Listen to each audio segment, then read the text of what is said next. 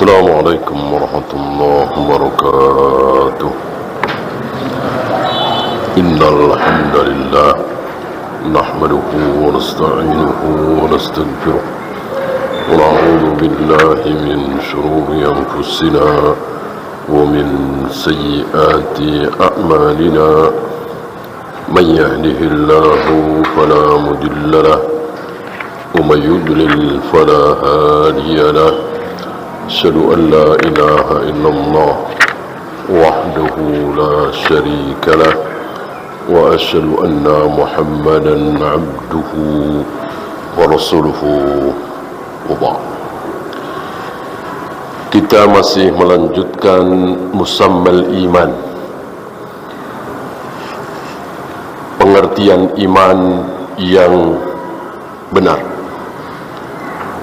Yang benar berarti pasti menurut Ahlus Sunnah wal Jamaah.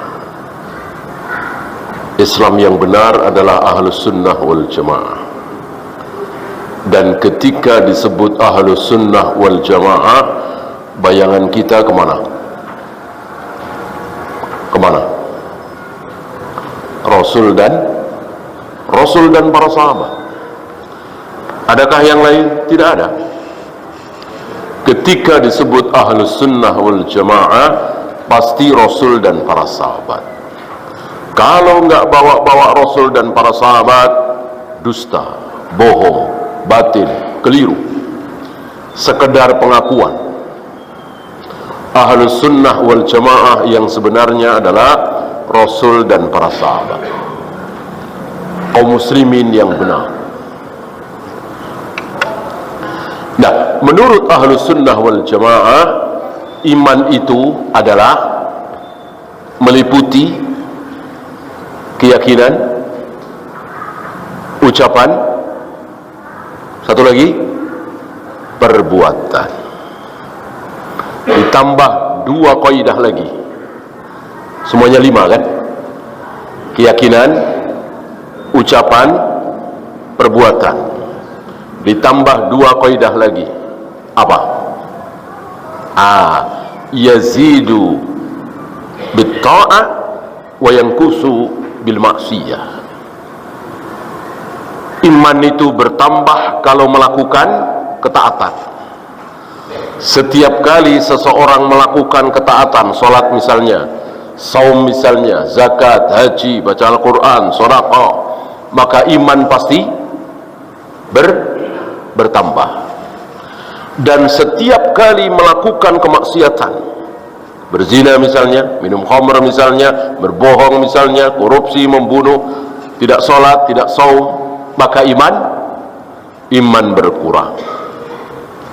Inilah ta'arif iman menurut Ahlus Sunnah wal Jamaah, satu-satunya yang benar.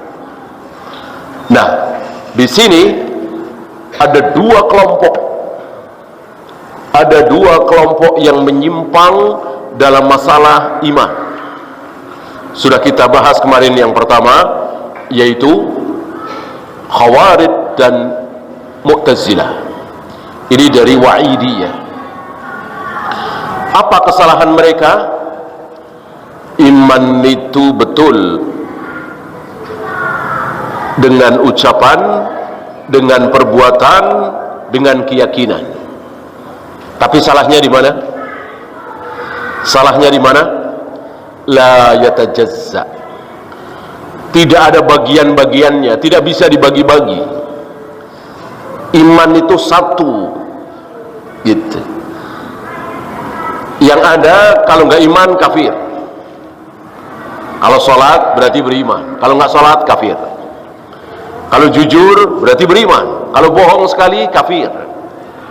Kalau puasa Ramadan, beriman dia. Kalau nggak puasa, kafir. Begitu keyakinan batil dari Mu'tazilah dan Khawarij. Adapun meliputi ucapan, perbuatan, keyakinan, dalam hal ini benar. Wa bihadza wafaqu ahlas sunnati. Dalam hal ini meyakini bahwa iman meliputi ucapan, perbuatan, dan keyakinan. sama dengan ahlu sunnah. Salahnya tadi satu kesatuan. Ini yang pertama. Yang kedua, kesalahan kelompok kedua yaitu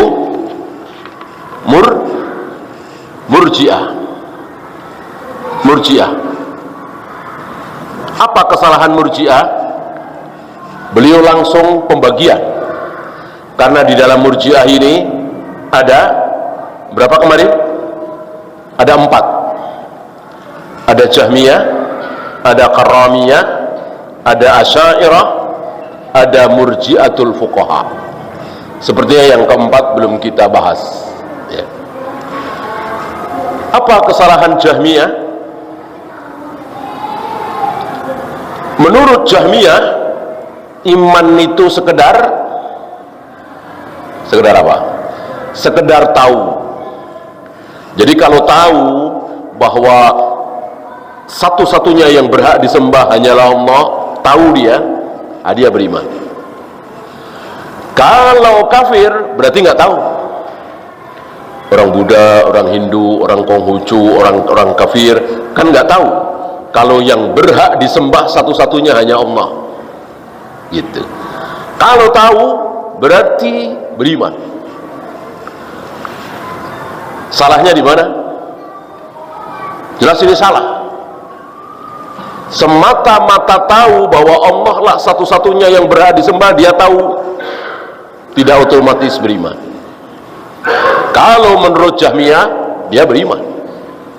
Salahnya di mana? Salahnya di iblis, Fir'aun.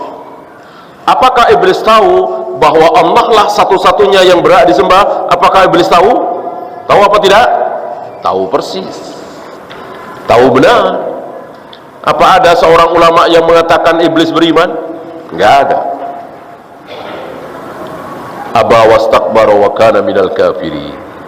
Tegas nas Al-Quran bahwa iblis kafir. Padahal iblis tahu satu-satunya yang berhak disembah hanya Allah, tapi iblis dinyatakan kafir oleh Allah. Dari sini nyatalah, tegaslah betapa sesat ucapan orang-orang Jahmiyah.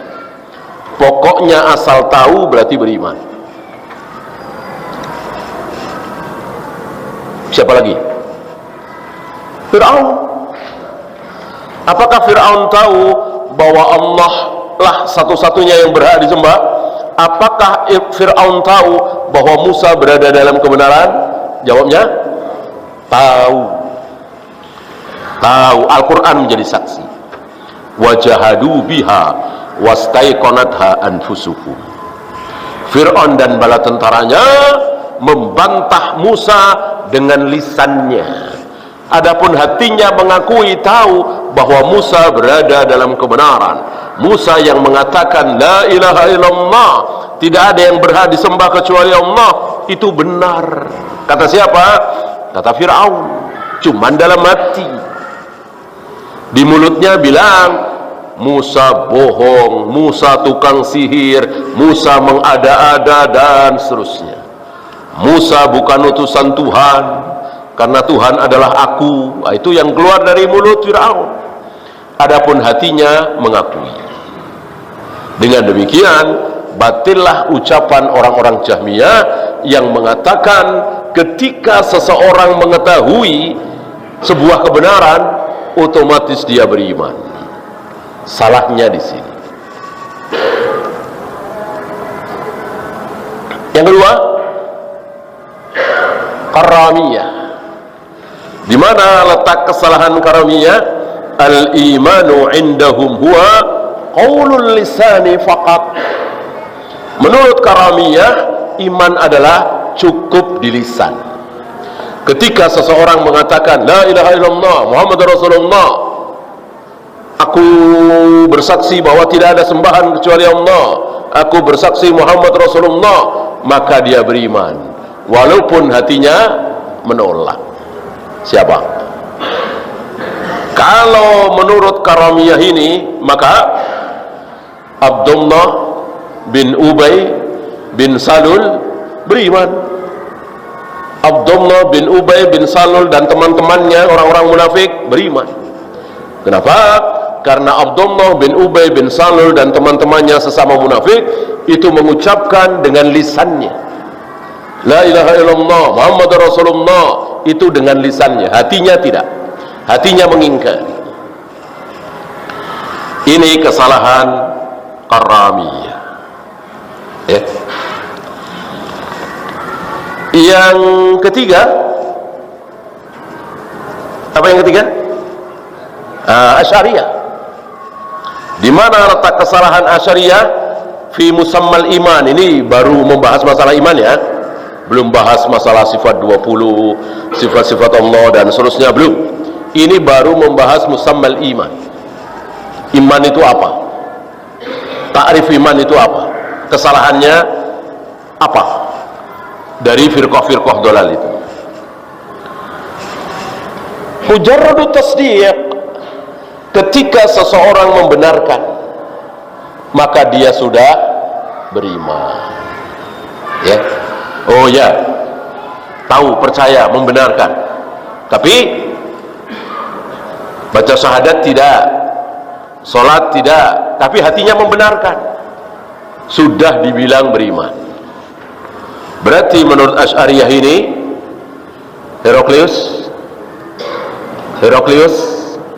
Herakla beriman, ya.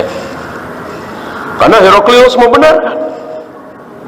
Setiap kali Heraklius bertanya kepada Abu Sufyan tentang Rasulullah alaihi salatu wassalam, itu selalu dibenarkan.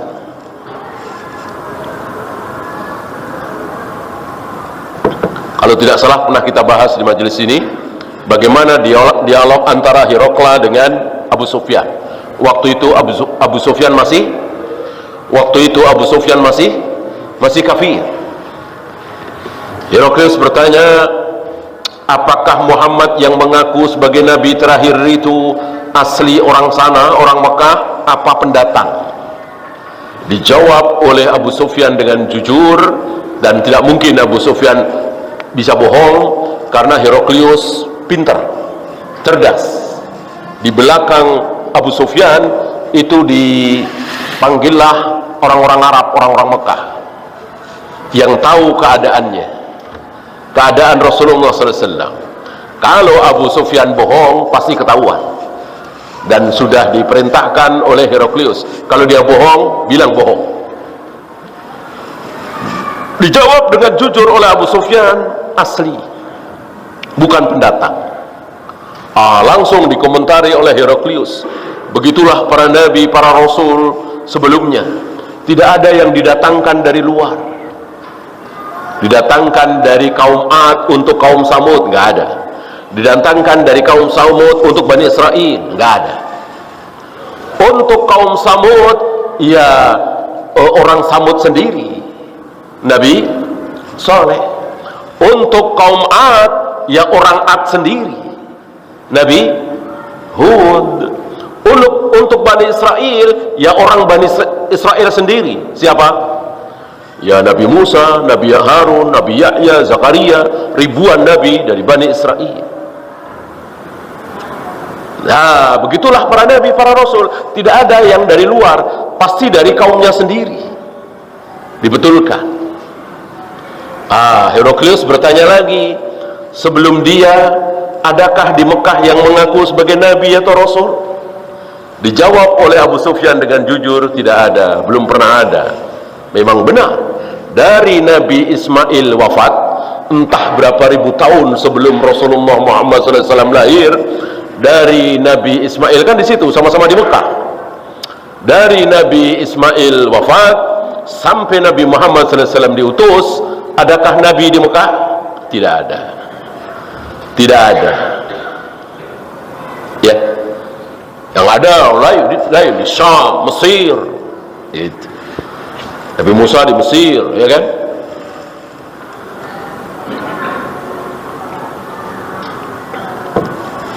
Heraklius langsung berkomentar, Seandainya sebelum dia kok ada yang mengaku nabi, mengaku rasul, berarti dia cuma ikut-ikutan, ngikutin tren.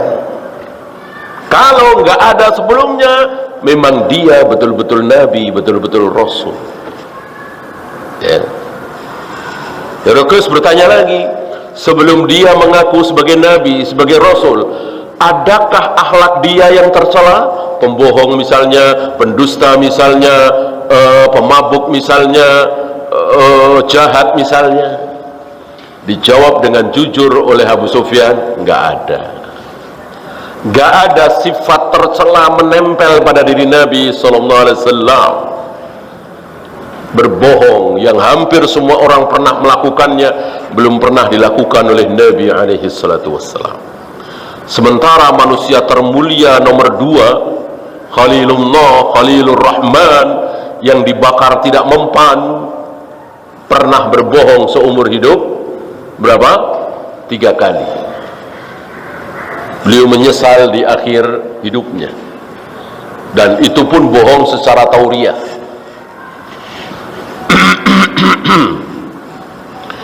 Di antaranya ketika beliau membawa istrinya Sarah, ditanya, apakah ini istrimu? Dijawab dengan bohong, ini saudaraku. Yang dimaksud saudara sesama muslim, saudara seiman. Ya.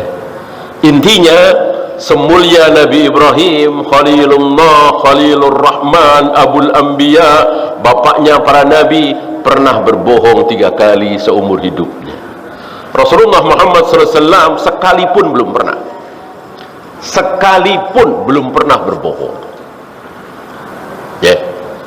Ini menunjukkan bahwa Heraklius percaya dengan Nabi Muhammad SAW.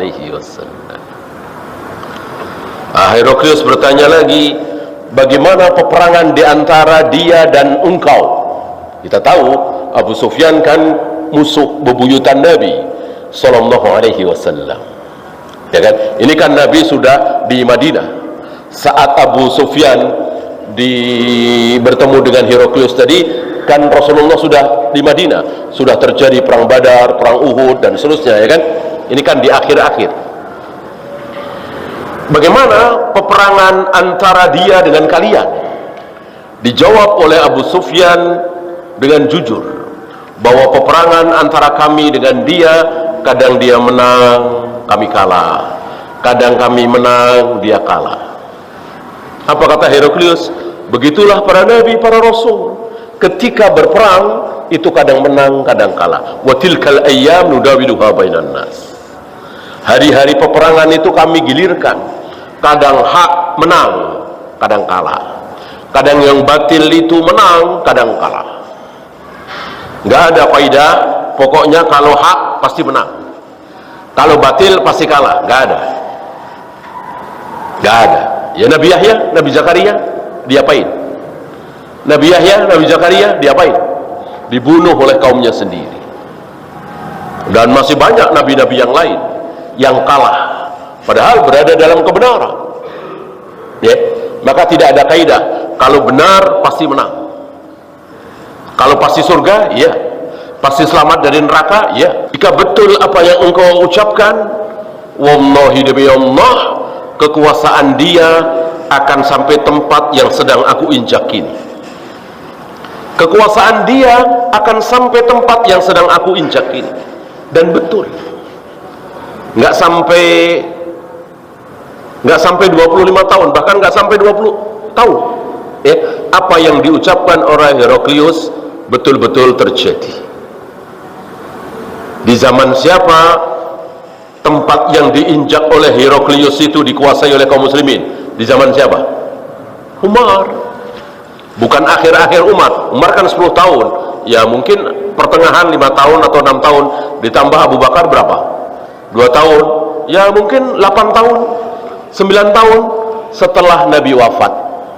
Apa yang diucapkan oleh Heraklius menjadi kenyataan. Kekuasaan Islam sampai di Syam, tempat yang waktu itu diinjak oleh Heraklius.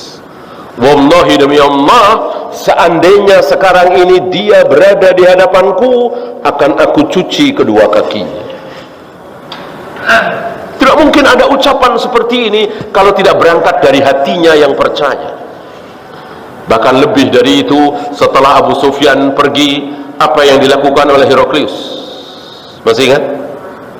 Heraklius mengundang, memanggil para pembesar, para batrik, panglima, pendeta, pastor, dikumpulkan dalam satu ruang tertutup dan pintu-pintu dikunci agar tidak ada yang tahu kecuali yang ada di dalam.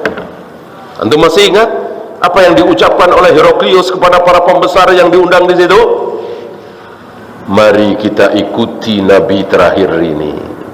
Kalau kita ingin selamat, bahagia, sentosa dunia akhirat, kita ikuti Nabi terakhir ini.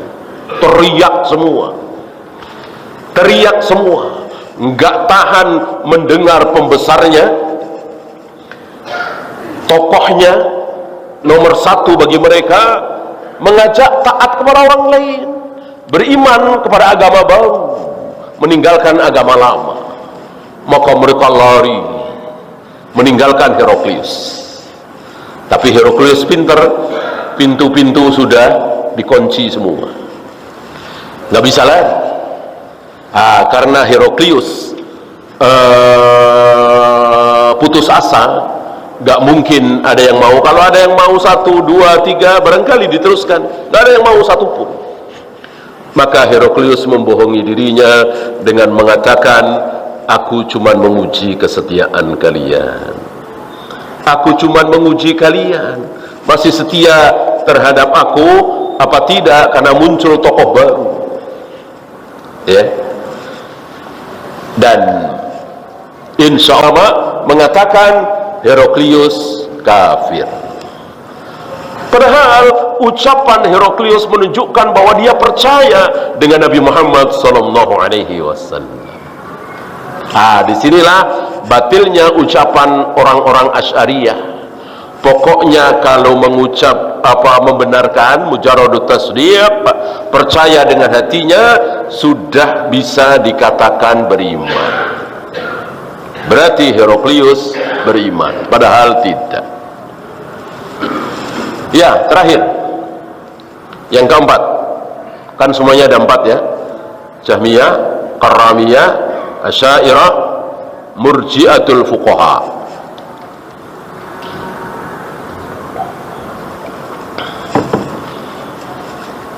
Wal imanu indahum, iman menurut mereka Murji'ah, para fuqaha ini, fuqaha ulama.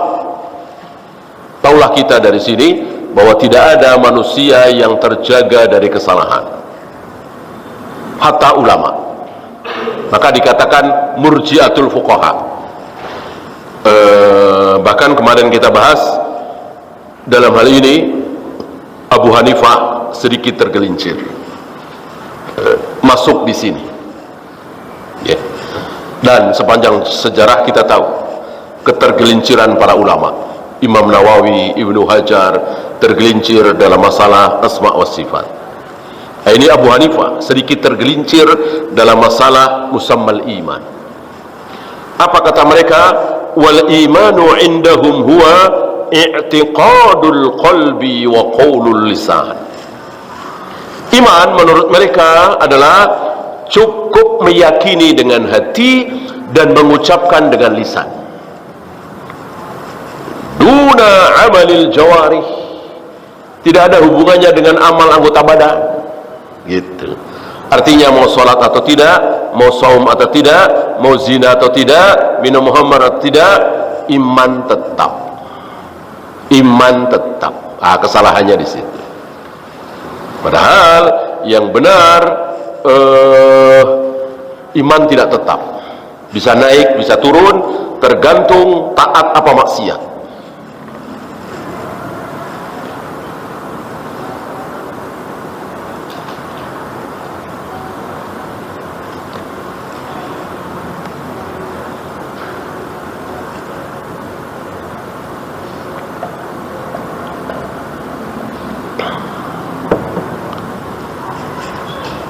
Kemudian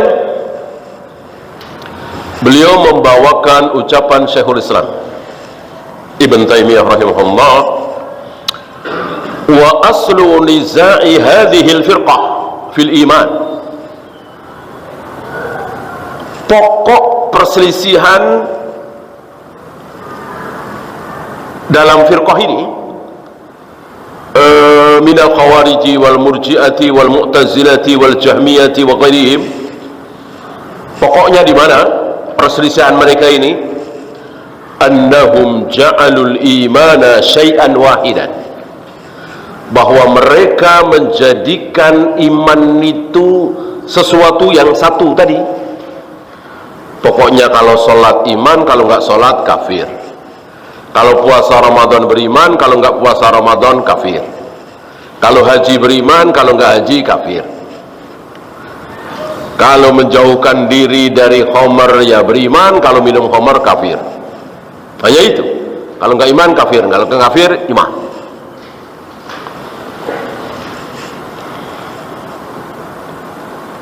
Idza zala ba'duhu zala jami'uhu. Satu hilang, yang lainnya hilang semua. Ini pokok perbedaan antara ahlus sunnah wal jamaah dengan khawarij, murji'ah, mu'tazilah, jahmiyah dan lain-lain. Intinya di situ. Maka luar biasa ahlus sunnah dalam masalah ini betul-betul tidak gegabah. Ahlus sunnah apalagi untuk mengkafirkan seorang muslim berat sekali, tidak asal-asalan. Berbeda dengan firqah-firqah dolal, asal-asalan, oh kafir. Dia gimana nih? Oh begini, oh kafir dia. Mudah sekali mengkafirkan sama muslim. Ahlus sunnah wal jamaah sulit sekali, berat sekali ya. Bayangkan Ali bin Abi Thalib udah membantai, menghabisi, dihabisi oleh Ali bin Abi Thalib, dan Ali bin Abi Thalib nggak ragu-ragu membantai orang-orang Khawarij itu. Selesai ditanya, apakah menurut anda orang-orang Khawarij telah kafir? Ali bin Abi Thalib menjawab, kafir tidak? Tidak, belum kafir ya. Membunuh berani, mengkafirkan nggak berani ya. Membunuh berani karena memang pantas dibunuh, pantas dibunuh. Ketika ada sekelompok kaum muslimin ingin memisahkan dari sebuah negeri Islam seperti sekarang ini, Indonesia ini kan negara Islam, bukan negara kafir. Lalu ada sekelompok kaum muslimin di Jawa Barat misalnya, atau di Madura misalnya, ingin memisahkan diri, maka boleh diperangi, dibunuh ya.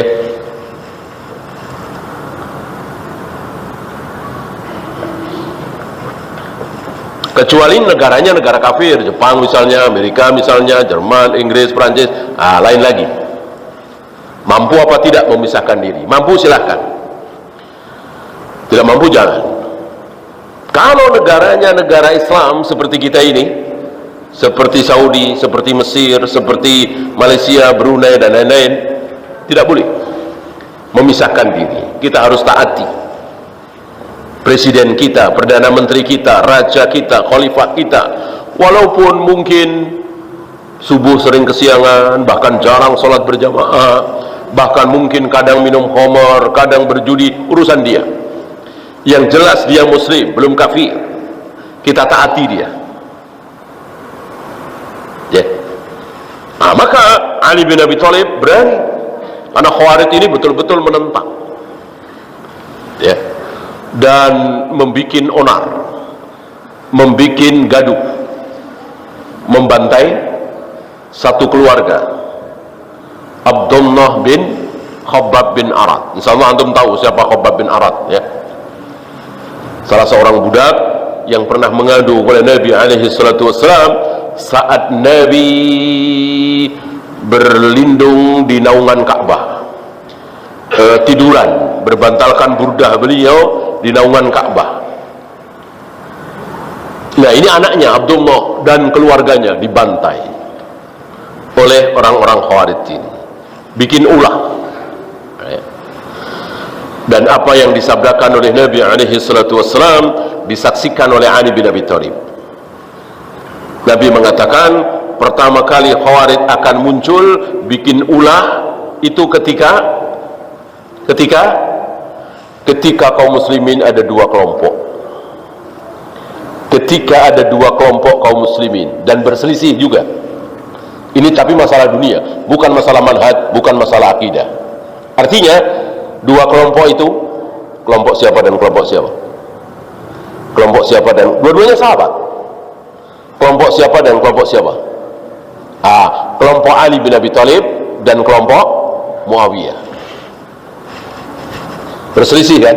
Tapi sekali lagi perselisihan dua kelompok ini tidak ada hubungannya dengan manhaj, tidak ada hubungannya dengan akidah. Artinya manhajnya sama, akidahnya sama, hanya masalah ijtihad.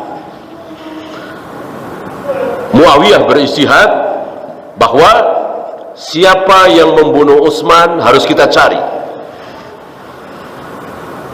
kita tuntut darah Utsman. Sementara Ali bin Abi Thalib mengatakan tidak mudah, karena Utsman terbunuh di tengah ribuan pemberontak yang mengelilingi rumah beliau. Siapa pembunuhnya tidak mudah dicari. Dan Ali bin Abi Thalib memakai kaidah apa? Lebih baik salah tidak menghukum daripada salah menghukum. Gitu. Si fulan salah tapi tidak dihukum, itu buruk. Itu buruk. Si fulan salah tapi tidak dihukum, itu buruk. Tapi lebih buruk lagi apa? Si fulan nggak salah tapi dihukum. Gitu. Maka Ali bin Abi Thalib mengambil yang lebih baik dari yang buruk, dari dua yang buruk. Dari dua yang buruk diambil oleh Ali bin Abi Thalib yang keburukannya lebih kecil. Ya. Berselisih dua sahabat ini, dan masing-masing punya kelompok, masing-masing punya pasukan, masing-masing punya jamaah. Terjadilah perang Jamal, perang Siffin, dan seterusnya, panjang kisahnya. Nah, di saat kaum muslimin pecah menjadi dua tadi, muncullah Khawarij. Persis sabda Nabi alaihi salatu wassalam, Khawarij akan muncul ketika kaum muslimin pecah. Ketika kaum muslimin pecah menjadi dua, yaitu Syi'atu Ali wa Syi'atu Muawiyah, kelompok Ali dan kelompok Muawiyah. Shadaqa Rasulullah sallallahu alaihi wasallam.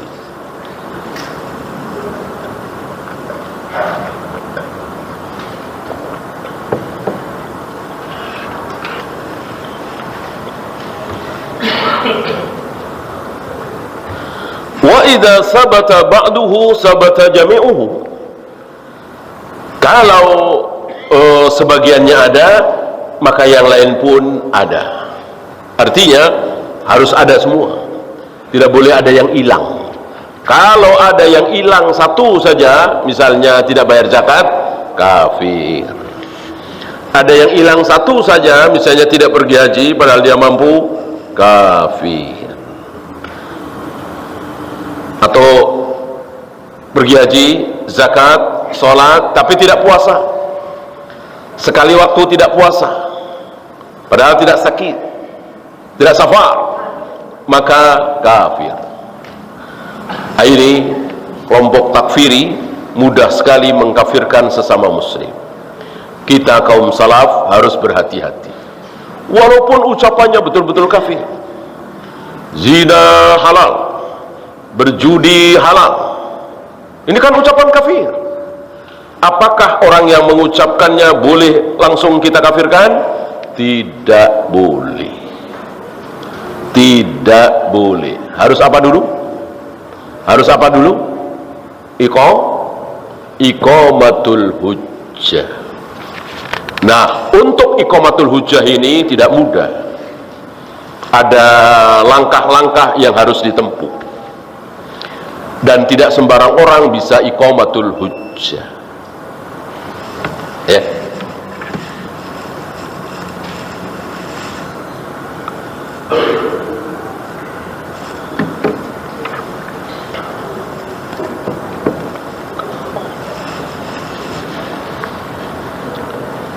Kemudian beliau bawakan dalil.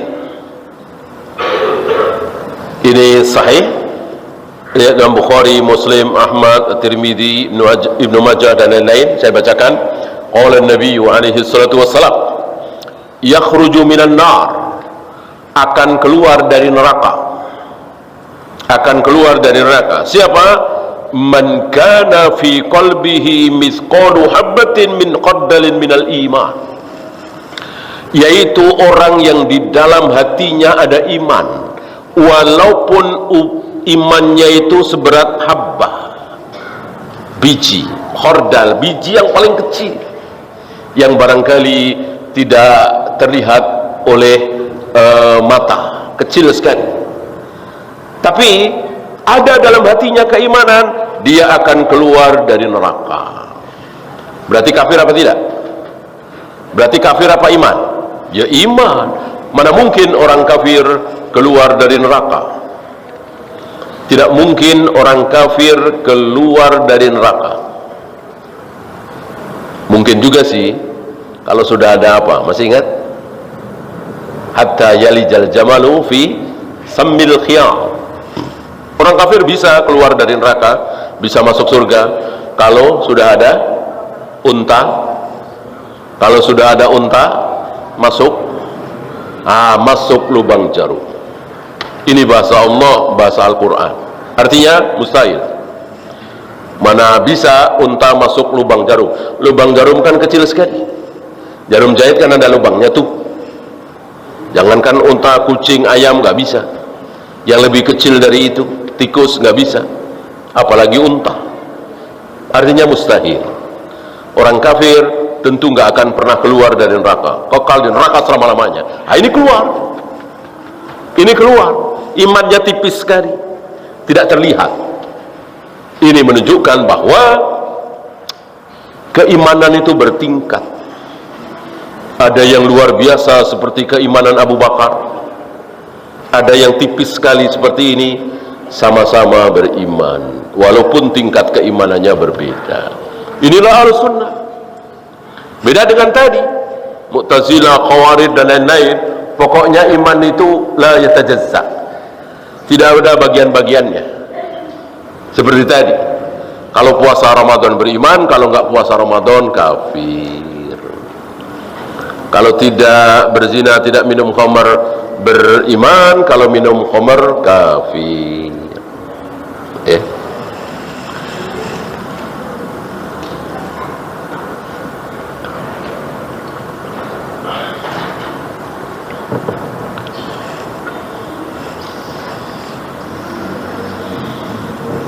Ya, untuk memudahkan, beliau mengutip ucapan Syekh Al-Allamah Muhammad Al-Ansari. Ini untuk memudahkan. Ya. Apa kata beliau? Annal imana yata'allafu min khamsi nunat. Bahwa iman itu meliputi 5 nun. Sekali lagi ini untuk memudahkan. Nggak ada Nabi mengajarkan ini, Abu Bakar, Umar mengajarkan ini, nggak ada. Ini untuk memudahkan saja. Bahwa disebut beriman kalau meliputi 5 nun. Nunnya ada 5. Yang pertama, qaulul lisan. Dalam bahasa Arab itu singkatan kan tidak harus dari awal. Kalau kita kan harus dari awal, ya. Majelis Permusyawaratan Rakyat, ya otomatis depannya MPR, gitu kan? M majelis, P permusyawaratan, R rakyat. Huruf depan. Dalam bahasa Arab tidak. Barangkali antum tahu Abu Daud disingkat apa? Abu Daud disingkat apa? Dal, bukan alif. Ya. Bukhari disingkat apa? Bukhari disingkat Kha, Muslim Mim, ya. Itu dalam bahasa Arab, tidak harus dari awal. Ya, silakan azan dulu. Wassallallahu ala Muhammadin sallallahu alaihi wasallam wa akhiru da'wana alhamdulillahi rabbil alamin.